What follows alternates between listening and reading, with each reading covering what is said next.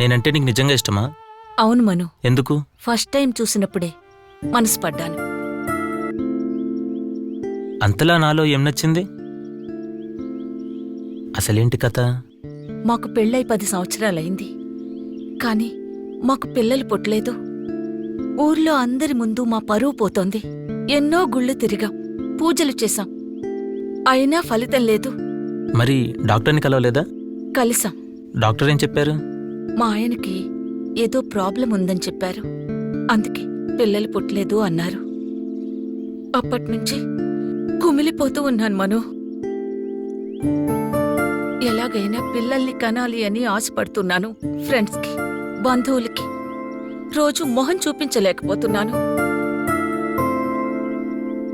మా ఆయనకి ప్రాబ్లం ఉంది అని చెప్పలేకపోతున్నాను. అందుకే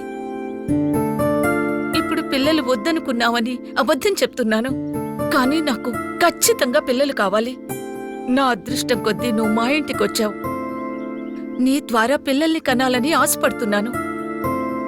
అందుకే నీపై ఇష్టాన్ని పెంచుకున్నాను. మరి నా ద్వారా పిల్లలు పుడితే భవిష్యత్తులో ప్రాబ్లం అవుతుందేమో. పిల్లలకి నా పోలికలొస్తే అప్పుడు అందరికీ తెలిసిపోతుంది కదా. అప్పుడు మీ ఆయన నన్ను బతకనిస్తాడా? అది నేను చూసుకుంటాను. మరి ఇప్పుడే పత్తేపనం స్టార్ట్ చేద్దామా? ఇప్పుడొద్దు. ఏ? నేనంటే నీకు కూడా ఇష్టమా? నేను కూడా మిమ్మల్ని ఫస్ట్ టైం చూడగానే గేట్లు తీసిన డ్యామ్లా నాలో ఉత్సాహం పొంగింది. మీరు నన్ను చూస్తుంటే నా పొలంలో మొలకలు వచ్చినంత సంతోషపడ్డాను.